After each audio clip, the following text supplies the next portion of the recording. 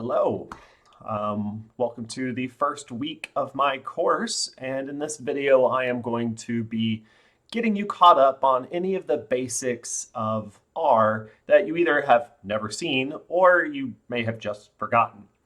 I'm going to be going through the Wk01b script file in this video, and I just want to point out, feel free to scrub through. This is pretty basic information for the most part. So maybe the best idea for you, especially since there is kind of a lot of writing in that script file, is for you to first read through. And then if you are feeling uncomfortable with the topic, just come to this video, scrub to that section, and listen to what I have to say about it. So good luck. Let me know if you have any questions. Always happy to help. All right, to get things set up, I have reset the EduPod by using this button. And bear in mind that there is some settings that means that pressing this button and resetting RStudio does in fact erase a lot of my environment and make sure that I'm starting from a clean slate. That doesn't always sound good to students, but it actually is, because it means that if something was going wrong and I couldn't figure out what was going wrong, then the resetting will usually fix it because I've reset back to zero. So what I'm going to do now is not open up the tools, but at least show you where that button is. If you go to global options, then go to my slide set, I can show you all the settings that you would want to use in order to match my configuration. All right, moving forward, this right now is currently closed because I do not have a console, I do not have a source file open. I only am seeing the visualization of R. And so what I'll want to do is I'll want to get the script file into the EduPod. Now I've already kind of set this up, so I can't start from nothing, but you would start off by being in the home directory, which I currently am. And if you weren't, you could just click on the word home and it would take you to your home directory. I would need to make a new folder by clicking on this new folder icon. And then I'd type in its name. For my class, INB321G, all lowercase, and capitalization will matter from here on out. Once I've created that file and clicked OK, I would then be able to select this file. Dipping inside, well, we can see that there's a lot of different directories that we'll be making in this semester, but you need to repeat the process for you to start off with week 1, and we'll just be adding to it as we go. So again, click the new folder, week 01, add it all in, click into the file. Finally, you would need to upload this file that I currently have in there. And on the EduPod, this is quite simple. You just go to the upload tool. On your own system, if you are doing a local installation, which is great, and if the EduPod is down or you lose internet access for whatever reason, RStudio gets to travel with you. Not to mention that when you leave this university, the EduPod doesn't come with you. And so knowing how to access these tools on your own, I think, is a really important tool. But I do make this EduPod for, the sake of clear communication, that we can all have the same setup, and troubleshooting is a lot easier, as I think we discovered this week. The different operating systems have quirks, and then they change over time. And so like what I've used to do before implementing the EduPod on Macs didn't work this week. It's one of those things that it's just a moving target. And so that's partly why we use the EduPod. Partly just, if you lose your computer access for whatever reason, as long as you have a browser, you can use the EduPod. And assuming it's working. So it's a balance. You just gonna have to pick what you want to do. I am happy to help you either way. It's always going to be a messy process, but honestly, that's part of the idea. It is a messy process learning these skills, and you learn from that mess. So anyways, on the EduPod, you hit upload. On your own computer, you just have to find where this directory is. It's usually on a Windows computer under Documents. So your home file is your Documents. And then on a Mac, what it seems to be is you go to Finder, you go to the toolbar at the top, you click on Go, and then you select Home. And then that's where this INB folder would be. I did put a picture on the slide set that wasn't there when I first showed the slide set in class this week. So go refer to that picture if you're confused there. But in the end, you just need to get this file into this directory somehow. All right, once it's there, You should be able to open it like that, so just by clicking on its name. If you had opened it previously, it might not be from the right location, and so I actually wrote some code to help you determine if that's what's happening. The first one is setting the working directory. The working directory is kind of like where R is going to start looking for information. So right now, it's kind of hard to see on my screen, but there's a tilde, which is like this little squiggle symbol. It's usually at the top left of your keyboard near the escape symbol. But the tilde is a symbol that stands for your home directory, which on my computer is, well, on my personal computer, it's my documents folder because I'm on a Windows system. But on the EduPod, it's this location here. And if I wanted to know more details about that or what that tilde stood for, I could type in git wd and I would see the beginning of my home directory's path. So what I just highlighted is what tilde / stands for. So it's like a symbol that represents a larger bit. And then past there, I'm about to set my working directory to inside of my home directory, inb321g week01. And so the idea here is that I'm setting it to be where this file is located. So when I run that, what I should see is, and for the record, I've put my cursor here and I pressed Control Enter. What I should see happen is that this text right here should change to the working directory. There shouldn't be any error messages. If so, then everything's been set up correctly. If not, most likely you put a typo here, or you have a capitalization here, or you weren't working within your home directory. One of those options, and maybe reach out to me with some screenshots and we'll have some back and forth to figure it out if that's what's going on. Next up is this very complex code. I don't really need you to look into this. What this is doing is testing to make sure that you're actually using the file in the intended location. So in this inb321g week01. And so what it does is, I guess I'll tell you, because you're in this video right now, trying to learn. So it is checking to see what is the current context. So the current context of this file, so git active document, the active document is in this location. And then it's testing that against equals equals. That's like saying, is this exactly this information? And since it is, right now it's going to return true. And if it returned false for you, it's probably because that the active document was somewhere else. And so if you ran just that active document, you would see that it's not where you're currently at. And those are the checks. So that's all that is. I don't need you to understand this code. We'll be talking more about the equal sign, and we'll never be talking about this tool because that's just something I had to look up to figure out how to write that.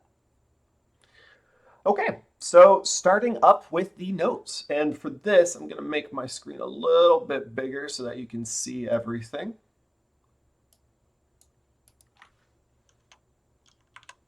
Yeah, that's better. Love it. I may squish that down real small. And unfortunately, got to zoom out ever so slightly. Okay, all situated. So the script file. Script files in general are what we will be primarily working with as a kind of coding tool.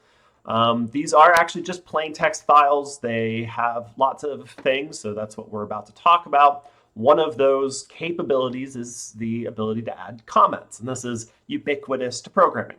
It turns out programming a little bit hard. You often want notes on what's going on at any given moment. If you look at my own scripts, I'm using comments constantly. I think part of that is because, I teach people and a lot of my scripts are intended to be looked at by other people. It is a great habit to get into, especially if you're not just coding every single day and constantly in it. If you go weeks without looking at the code, you will probably forget how it works.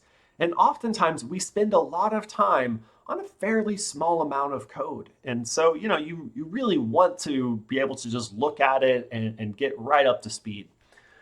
So comments Great idea. You really do want to be using them. I also have some big things in regards to how to use comments in this class. And one of the big ones is if you are using like an AI tool, or indeed if you're getting help elsewhere from the internet, and you end up writing code that you don't fully understand. What I want you to do is I want you to write a comment saying where you got this from, what part you don't understand. And then the worst that will happen at that point is we just say, hey, here's how this works. Do you think you could give me like a quick couple of comment summary of what I just said? And like that's literally the worst. But that's one of the big things that we are strong about in this class is that you need to understand what you're doing. And if you don't, then that's a problem. And so this is just a way for you to, well, still get help, because I know in the moment y'all will find some tools to get help. But we need you to understand things. Okay, the other big one is just absolutely never do it. Never copy straight from an AI tool into your script file, because first of all, that's explicitly against the rules in my syllabus.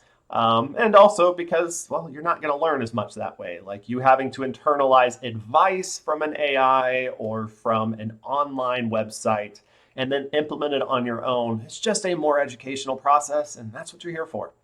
So it's an easy rule to follow. You just have to do it. So please, please, please don't put me in that position of having to report this, because it is actually a big deal.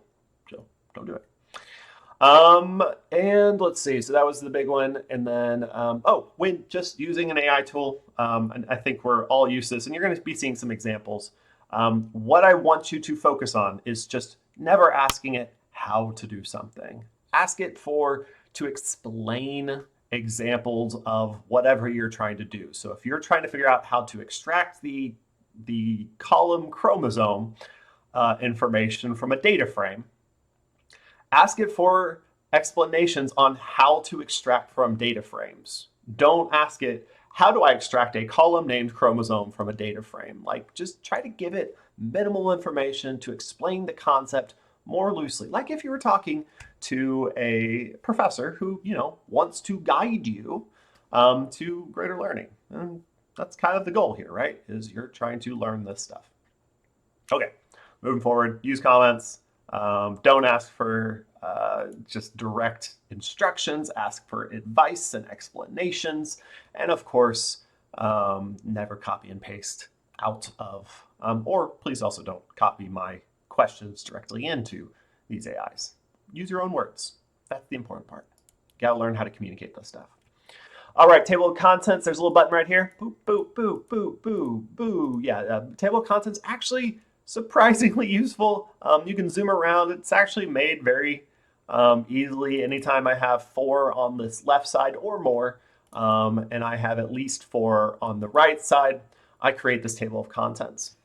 And one thing to note is you can actually add levels to it. So if you look as I add and remove and add and remove, the table of contents goes up 1 level when I add and down 1 level when I remove. Although if I go down to 3, it'll, well, that's funny. I guess they've changed how that works. Okay. All right, that's fine. Apparently, so I just need 1, but you can create levels with this. It's always changing. That's the deal. I'm gonna have to change the instructions now. Darn it. That's all right. So anyways, apparently all you need now is the 4 on the right.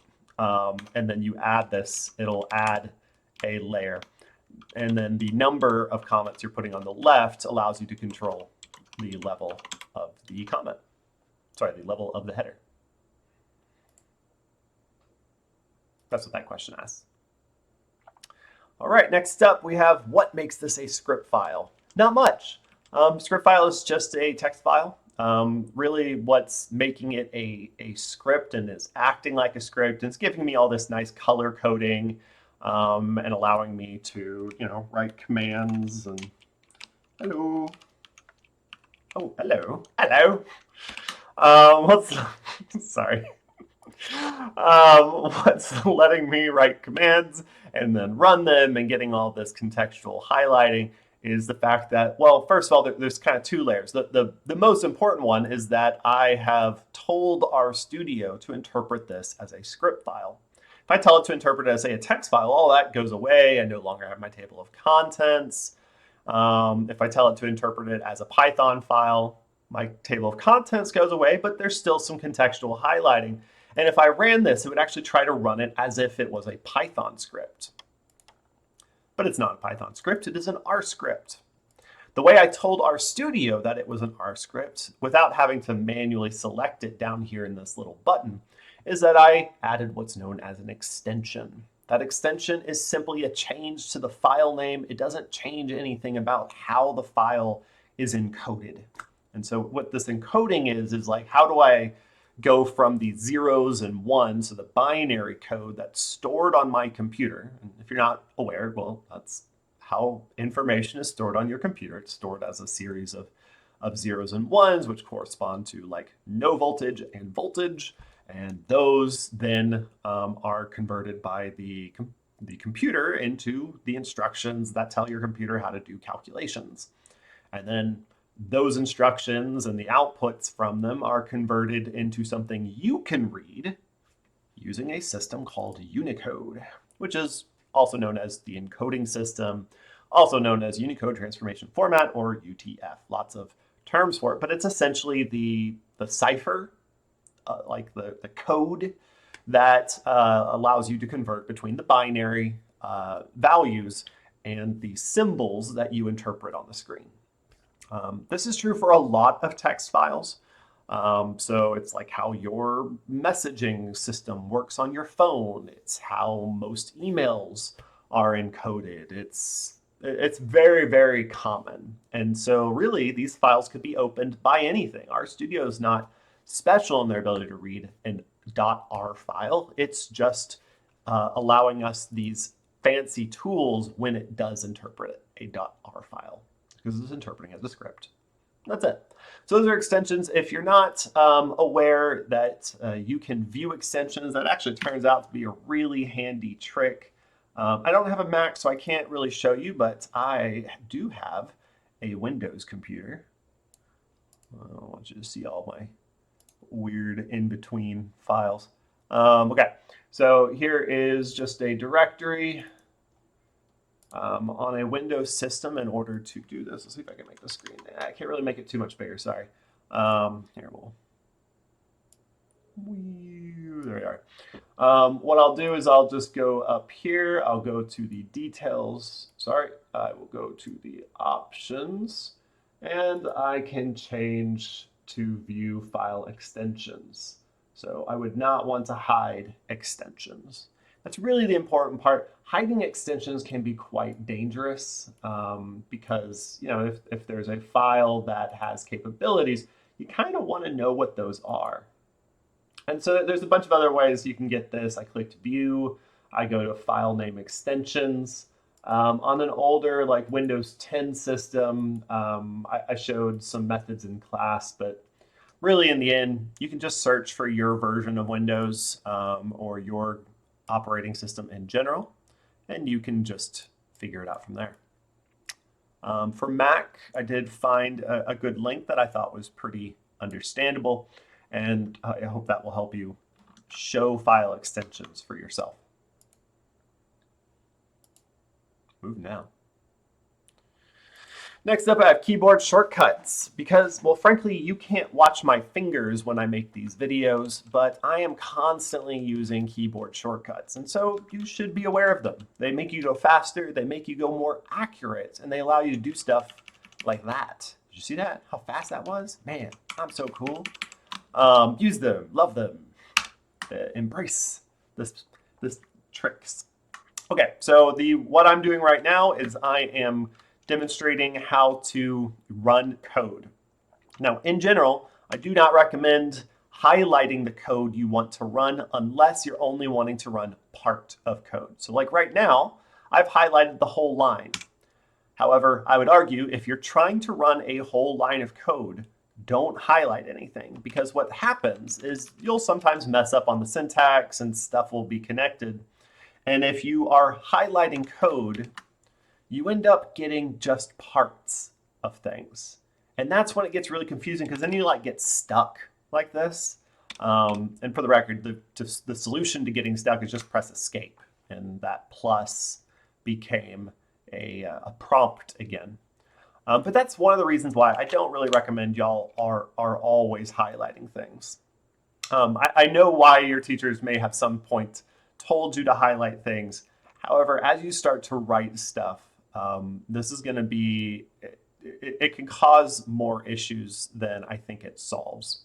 It is a balance, though. There's a lot of reasons why they might have told you that. So running, I typically put my cursor on at really any point in that line of code, and then I press, because I'm on Windows, Control Enter. If you're on a Mac, Command Enter.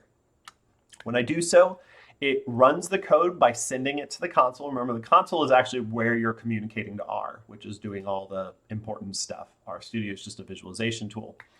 If I then want to run the next line of code, I don't even have to take my hands off the keyboard. I just press Control Enter again, and it goes to the next one. And then, wait, yes, Control Enter again, and it does it again. This is the nice thing, is you can literally go just line by line and just kind of carefully watch. And you don't even really have to look at the source pane. You can just kind of watch what's happening as you go line by line. And it's a great way to run through a script and just double check things. Make sure there's no error messages as you're working through or kind of getting back to a place where you left off. You're able to watch for any issues. It's an important tool. Okay, so another way of moving around is just besides with the arrow keys is with the Control or Option key if you are on a, and let me say, or Opt key, or Opt, and we're going to spell Control correctly. All right, so with the Control or Opt key, if you're on a Mac, you can zoom back and forth across words. It's actually really handy. This works in all sorts of contexts. I think my favorite of which is in like spreadsheets, where it goes to the end of a row or the end of a column, which when you're working with thousands, if not millions of values, it's incredibly useful. There's also the home and end keys. So those will allow you to go to just all the way to the end or all the way to the beginning. And then finally, another important one is you do sometimes want to run just parts of code. In fact, I know I said like I encourage you to often just put your cursor, but I also just as often encourage you to try and run parts of code, but only intentionally. So like, for example, if I'm wanting to know, well, what does this look like? Am I allowed to run exclamation points? Yes, I can put exclamation points inside of strings. In R, it has no problem with that. But what I've done is I have held Shift, and I actually pressed Shift Home when I did that, although I didn't even recognize that that's what I was doing, because this is second nature to me now. But really all I have to do is then somehow go from where I started to where I want to stop highlighting. I can go the other direction too, so I'm going to start holding Shift, Shifted. And then I scrolled over. And that's it. Really handy, allows you to run little bits and pieces. And it's especially nice when you are just trying to, get precise control of what code you're running. I really do use that home and end quite a bit. I don't really realize it until I'm talking to y'all. So the next thing is how to save. If you ever watch me code, you will see that I basically hit Control S every time I feel confident something is working, which I guess for me is probably more than you'll be feeling in the early stages. But I really recommend you constantly use the Control S tool. So for example, if I've made some changes to the file, so like I corrected my spelling to control earlier, and I erased some text that I had added in during class just now, my name of my file has gone red. And so that means that I have unsaved changes. And if you have trouble seeing that red, that asterisk also gets added. Once I press Control S, so ready, Control S or Command S if you're on a Mac, that file name turns black. And so there's my answer. If your file name is red, then yes. Save all the time. And finally, tab, love tab, very, very handy. Let me reset this file to what you had in your original script file, and you can do the same if you added this during class. But the tab tool allows us to activate R's autocomplete function. It's both R and RStudios. R has it in its less fully featured state, but RStudio expands a lot of it and adds some extra features. So there's a lot of ways to use this. Right now, I'm telling you to try and go into this matrix function and figure out what the names of these arguments are. It's always good to name your arguments. It helps you prevent confusion. In fact, this code currently does not run the way it's supposed to. It's supposed to do this, but it's not doing that because one of the arguments is misnamed. And so what we can do is we can go in here. We can try to debug this by looking at the autocomplete. So I have come inside. I've put my cursor to the right of that open parentheses, and now I'm going to press tab, which is just how we activate this autocomplete. When I did that, this little box popped up, and then once I highlighted data, which just happened automatically, it popped up a little tooltip describing how the data works. And in fact, I don't know if you can see it on my screen, but at the bottom of that box, it says press F1 for additional help. And so I could, at this point, press F1 on my keyboard for additional help. And, well, if my face wasn't covering it up, you would see the help file. And so you could get all the details you need and go from there. However, it also copied out a lot of the details. So if I wanted to know, like, well, what is the data argument? It is an optional data vector, coerced, and it's actually not a very helpful description, but it's the data. Like, that's the stuff that's going to go into the matrix. If I press tab again, it puts that information in there and it gets it all nicely formatted for me. It gets some spaces around the equal sign, things like that. It can't tell me what the value should be. I would need to just type in values at this point. But once I add a comma, I can press tab again. So commas separate arguments and functions. And we'll talk a lot about that in the near future. At this point, I did want 2 rows. And I can see that in that little tooltip, in row is the arguments that defines the desired number of rows, which might have made sense. So if I press tab yet again, I can finish that off. Now, finally, that third argument was not intended to be the number of columns, which is the next argument in order. And that's actually the current problem with this code. It's why without these argument names, it's not working, is that I'm sending the value true to the number of columns. And that's the problem. And it's also why it's good to name your arguments, because it helps prevent confusion where you might have accidentally sent the value you did not mean to the wrong argument, the wrong setting, essentially. So what I can do now is I could scroll down on the keyboard and then press tab.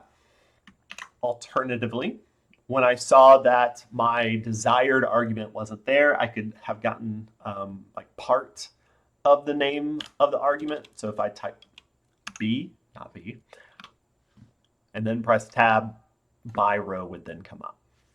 And, if you needed to get more specific, you could.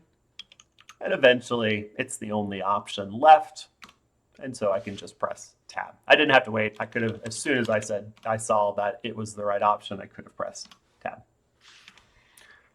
When I run it, now it's working.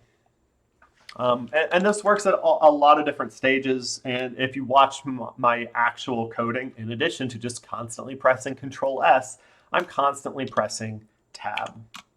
Especially when I'm starting to write things. I'm like, all right, what's that matrix function?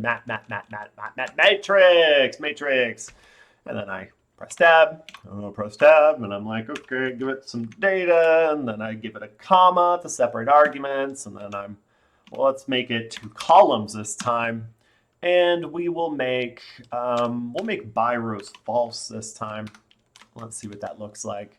So that's going to be going down columns first, and here it is 2 columns, and so it has basically transposed this data. And there you go. And F stands for false, by the way. Sorry, you'll learn that in a bit. All right, moving forward. Let me reset that before I forget.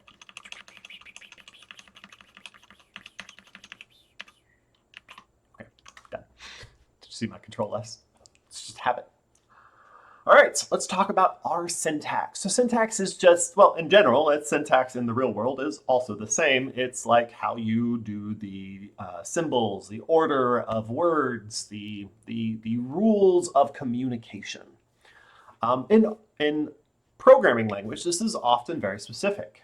And one feature of a lot of programming languages is an importance in white space. So like tabs and grouping things based on indenting the code, starting the code at a similar position.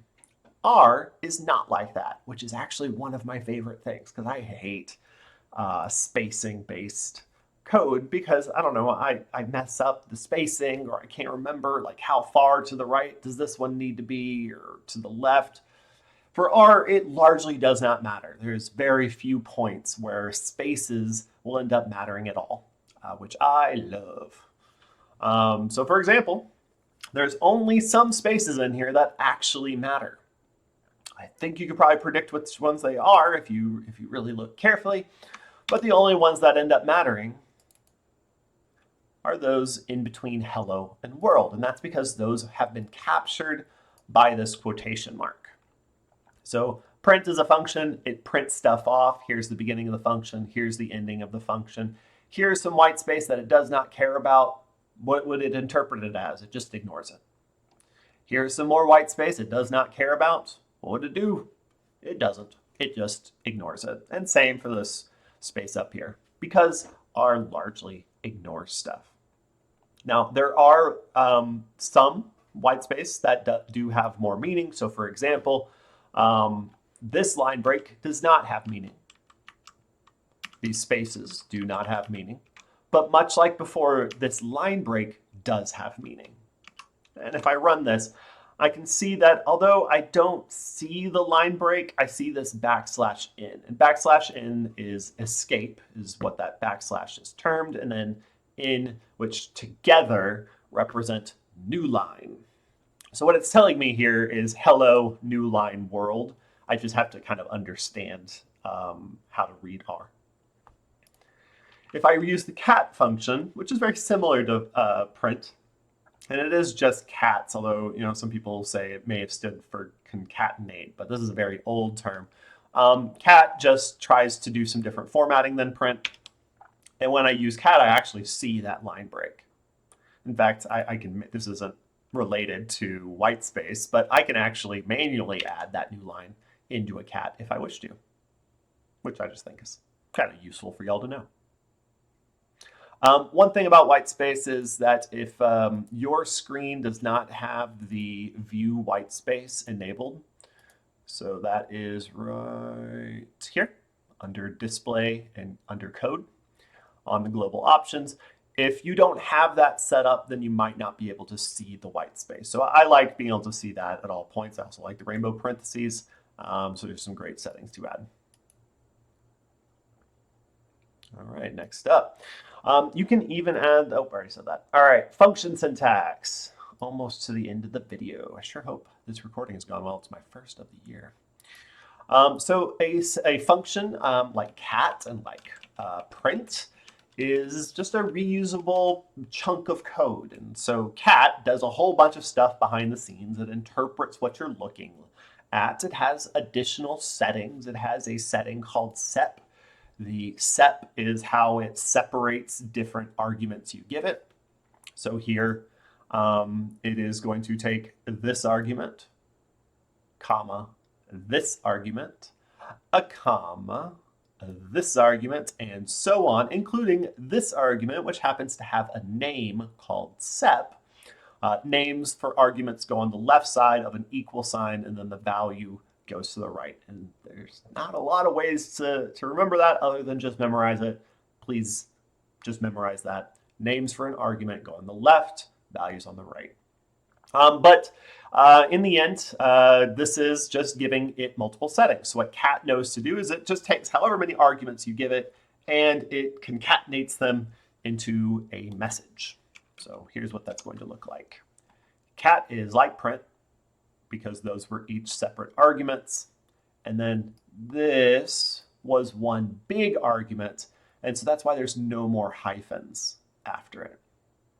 If you can understand why that works, you're doing great. But in the end, what's going on is each argument inside of our function is separated by a comma. Here, most of my arguments, actually all of my arguments are being given a length 1 string, which is called a character vector. But we'll talk more about that later. And that's the value that's going inside of here. But each of these could be something more complex. So like here, I have given it a letters object. We'll see that that is colored differently from these string values, which are quoted. And that's because it's going to be interpreted based on its values. So that's not it's not letters, it's the values stored inside of an object called letters, which unsurprisingly is an object that contains letters. There's also letters. Sorry, I shouted. It's early. And if I change it to letters, I see the letters, the capital letters. But that's cat. I don't really care if you know how cat works super well, but this idea of arguments and that we can give them different values and they let us replicate a process, that's the whole thing. That's why we're here. It allows us to replicate a process, which allows us to do science. Okay, looking at this one, how many arguments are in the matrix function only? Well, I have one argument here called inRow. Its current value is 4, but that's one argument altogether. And then I said the matrix function only. And so the second argument is everything I've currently highlighted. The name of the argument is data, and the value it has is a length 8 numeric vector. And we'll learn how to classify that type of data later on and how I would have predicted that. It may be an integer, I'm not sure. But anyways, no, it doesn't matter. We don't need to go into it right now. So these all get combined. This is a different function called combine. It combines things, but it doesn't matter what it has. This is its own thing. It's got to complete before the matrix function can process any of the stuff in here. And that actually turns out to be a really important skill, is breaking down functions by pulling them apart from the inside out. So the first thing that has to happen is not the matrix function, it is this C function. The C function creates this object. It's combined those values into a single object, which is just a vector. So it's a one-dimensional series of data. And that's it. That's the definition of vector, a one-dimensional series of data. It's got an order to it, and that's about it. It's got orders and values. It has assigned the argument data, that object, and so that is one argument for matrix. And then here I assigned the inRow argument, just a more simple value, but still just a value. So 2 arguments. Fun, right? And good, I did answer this correctly. All right, syntax gone wrong. So I actually already demonstrated this earlier in the video, but I here have a incorrect piece of code. Now, here's a nice thing to note. RStudio is giving me a warning. Now, I do need to tell you, it does a decent job of finding errors, but one thing to note is that it sometimes won't detect an error until you save the file. And that's yet another reason why I'm constantly pressing S. It's also why I'm most commonly pressing Control S whenever I am feeling more confident that the code should be completed. So like if I had been coding this if statement, we'll talk more about if statements later, and then I press Control S, well, what I would expect to see in this situation is, oh, I hadn't finished it. And so I get this little box. But if I hadn't noticed that box and I tried to run it, there's something bad that's going to happen. So syntax gone wrong. When I run that code, I get this little plus symbol down at the bottom. And if you're not watching for it, it can be really confusing because then you're just like, gonna send some code here. And it still says plus and nothing's happening. You're like, why isn't this working? What? And it's just still saying plus, and you're just like, what's going on? Until eventually, maybe you produce some sort of error, and you're like, I don't know what just happened. And you try it again, and maybe it works this time because you fixed it, or maybe you hopefully identify that it's actually, you just had a typo, and you hadn't finished the code. But whenever this happens, the solution is what I just printed on the screen. If I'm stuck in this little plus mode, which will happen sometimes, especially when you're just messing up syntax, you're new, you're learning. I do it still all the time. All you do is you come down here, you click on the console pane, then you press escape. Pressing escape escapes you from that incomplete line of code, canceling it, meaning you have to go repeat it, but meaning you don't just get stuck in the plus situation. So that's it. Yeah, moving forward. So one of the reasons why I start off with this white space is that, first of all, it's just so different from a lot of different tools, but it also allows us to organize things. So here we can see that I have organized my matrix based on how I'm trying to spread out the data. And so when I run it, I can see some of the patterns that end up stored inside the data. So here I have this character matrix. I know it's a character matrix because each of these little values have quotation marks around them. But I can see that based on how I arranged it here, some of that is maintained, although we should note it is transposed. And that's because I haven't changed that by row to true, which is what I did before. And so if I wanted it to be exactly, I could. But oftentimes that is actually the right organization. And so that works. However, if you don't like that formatting, or if you're editing things and stuff gets a little bit wonky, I do let you know a common shortcut, and that is Control or Command Shift A. So to use that, you highlight the code you want to get help formatting, and you press Control Shift and then A. And when you do that, it will try and format it for you. It's not perfect, but like here, I don't know why it indented everything, but I just highlighted what I wanted to fix, and then I pressed Shift Tab, which instead of going forward, Shift Tab made it go back.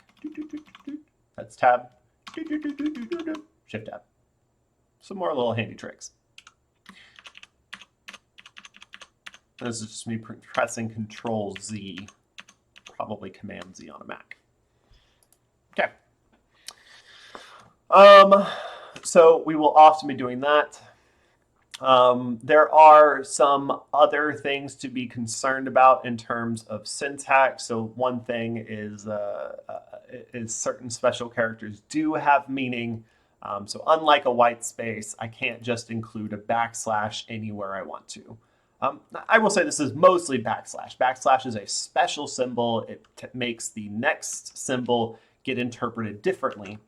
And right now when I run this, it's saying that I can't do that because \h doesn't have a special meaning. So that's more of an issue of escape. If I wanted to use a backslash, I would actually have to backslash my backslash, which escapes the next character, making it change its interpretation. So instead of being a fancy backslash, an escape, it's just a regular old backslash. So that actually does work. Even though it prints off kind of weirdly, if I change that to cat, I'm actually able to see what that should be. All I'm really trying to say is be wary of special characters. That they do sometimes have special meanings. So using them in strings can be dangerous. You should just experiment with them. It's not a big deal. Just experiment and see how it goes. So quotation marks and apostrophes, we'll mostly use quotation marks in here because I think they're a little bit easier to see, but R does allow for both to be used. So this works, printing hello world. It also turns out that you can just print by typing in the value, hello world, exact same thing. But here I'm using apostrophes and it will print off exactly the same because apostrophes are essentially quotation marks. And there is like kind of a benefit here. If I'm using quotation marks, then it's easy to use apostrophes in the middle. And vice versa, if I wanted to use a quotation mark inside of a string, I could just use apostrophes to wrap the string around. And so I can get it this way. Now, one thing to note is because quotation marks are a little bit fancy, like a special character, it ends up printing backslashed. And if you think about it, that's to make sure that you're able to distinguish between this, what's at the end of every string. So whenever I'm printing a string, it prints a quotation mark at the beginning and a quotation mark at the end, even though those aren't actually values inside of that string. It's just showing me, hey, this is a string, and here's where it starts and here's where it ends. So when I am wanting to include quotation marks in my string, it tries to tell me that, hey, this is not the end or beginning of the string. This is the escaped version, which is just a normal old quotation mark. So that's what it's saying here. One thing to note is that there are some symbols that look like quotation marks, but are not quotation marks according to R. So the angled marks are quite challenging to work with. Be careful with those. This is going to come from copying and pasting. Word is especially bad about this. So copying and pasting out of Word. Whenever I'm giving you like homework assignments, you're welcome to copy and paste out of those homework assignments. But be wary of that issue. If you're not copying and pasting from one of my code blocks, so they're formatted differently, they're very obvious, you run the risk of accidentally copying some of these quotation marks. I try to avoid that because I know the problem, but it's just a thing you should be aware of. So escapes, you've already seen a couple of examples. This will have more meaning in the class later on, but here's some stuff to explain what's going on if you're interested. They change the meaning of the next symbol or character. So for example, if I want to use a if I want to use a quotation mark, I have to change its meaning from the beginning or ending of a string to just a quotation mark. And so I have to use a backslash. One thing to note is printing, which is the default behavior for just kind of unassigned data. So if I don't tell R what to do with some data, so here I just gave it a quotated string. And so what it did is it printed it. Well, print shows escapes, but sometimes you want to see like literally what is the exact value inside of this. And so what I often will use is cat, because I kind of have trouble sometimes figuring out why these little backslashes are going to be interpreted the way they are. And so I use cat. And cat shows the literal text that's stored inside of an object. And that's what you're seeing here. Print shows escapes, but cat does not. For example, quotation mark and apostrophe, which those required backslashes. You can also do some fancy stuff like adding new lines in cat, which is just kind of fun. In order to do that, I had a backslash, so that way that was a literal backslash character and not the symbol \n. A little bit fancy. We'll talk more about this later.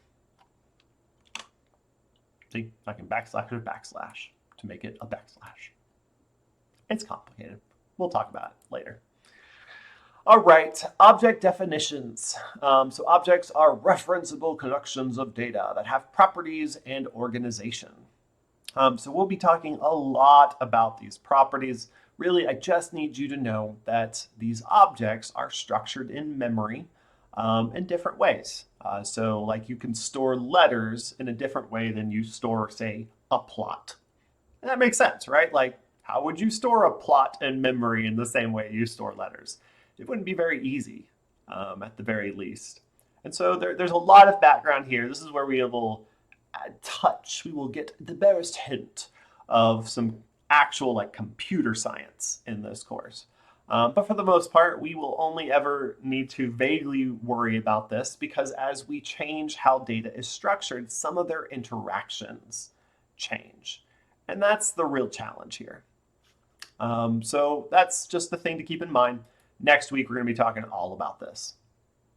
So Creating an object is called an assignment. That is where you are assigning a value to a identifier, is how we refer to it. I'm going to have to make my screen a little bit smaller to get through this section. And how about this? I'll just close the table of contents. There we go. So having run through here, I currently have an object called mat1. I'm just going to erase that so that you can see what's about to happen very clearly. And I'm going to make that screen a little bit bigger now. Okay, so the assignment is this symbol right here. It is technically a function, but we'll get back to that in a minute. What the assignment function does, or assignment operator, as it might be more appropriately called, is it's going to take the thing to the left of it, and it is going to create an object with that name. It is going to take the thing on the right and use that to assign values to that name. So this is essentially saying an object equals 1. And when I do that, I've created an object that has the value 1 stored in it. And I can show that by simply printing it. And of course, as we've already demonstrated in this video, I can also just print the name of an object by just running its name. And that's because what R does when it sees data that you haven't really told it what to do with. So here I'm just like invoking an object, and R's like, what do you want me to do with it? And it prints it. For the most part, that's what it's going to do. There's some objects that whenever you say their name, because printing might not make sense, they have other behaviors. We're going to see this oftentimes later on in the course when we start working with really complex things, because we're going to have like a multi-dimensional data set with 32 to 150 different data sets that are each the size of millions of entry points. Way too big for you to visualize, and so like you call its name and it just gives you a summary, because if it tried to print it all, you'd be waiting for 3 days for it to print. So that's generally the idea. Oftentimes, it's just going to be printed. Sometimes, so that's only true for simple objects. For complex objects, it'll do other things.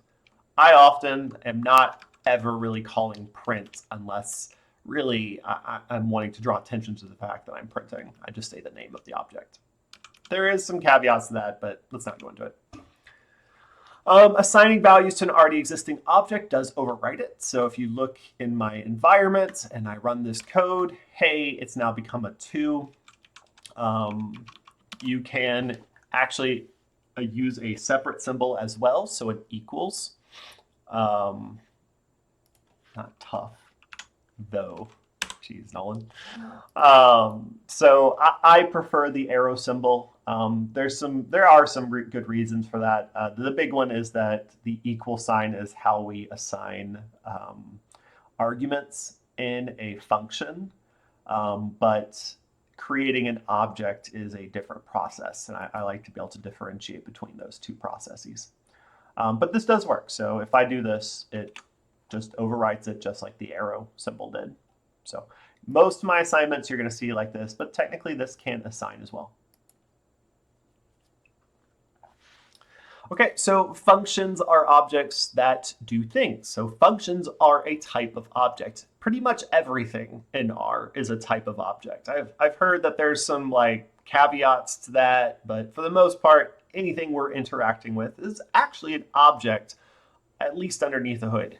Like literally even these symbols right here are objects. And it's because they're functions. They take what's on the left, this is one argument to this function, and they assign it the value on the right. A common function is the C function. So the C function stands for combine. It combines things. It does a really good job at it. It's very flexible. You can give it all sorts of things that are in different shapes or are organized in different ways, and it will find a way to combine them. Sometimes it can't, but for the vast majority of the simple data types that we will work with, it is able to combine them into something larger. Now, how is that larger thing organized? That can be tricky, and we'll show you some good examples there. But for right now, I have an object called a.object, a.object. If I combine them, those values will be combined into 1. So let's just count those up. That's 1 argument, 2 arguments, 3 arguments, and then 4 arguments. So note, even though there's a space here, those are each quoted separately, separated by commas. Those are multiple arguments. I combine them, it will look like this. And then if I run this whole line together, so instead of highlighting, I'm just going to put my cursor somewhere in the line of code. And when I run it, it created an object. If I look at the values in an object, or if I simply say its name, an object, A, B, C, hello Nolan, from A, B, C, hello Nolan. Hopefully that made sense. A combine function is able to combine different types of data. So here I have just some numbers. And so we'll actually see that those get printed off quite differently. These had quotation marks around them. These numbers don't, because it's actually stored in memory as different types of data. And we'll be defining types of data and all of that next week. So those start to matter pretty soon. One thing to point out is that unless you're assigning something, the output of a function is not going to necessarily create an object. Most functions will not create objects unless you explicitly tell them to do so. Indeed, if you aren't telling them to do anything with the data, their default behavior, the majority of the time, is to print it. And so that was not assigned, and so it just got printed. Had I assigned it,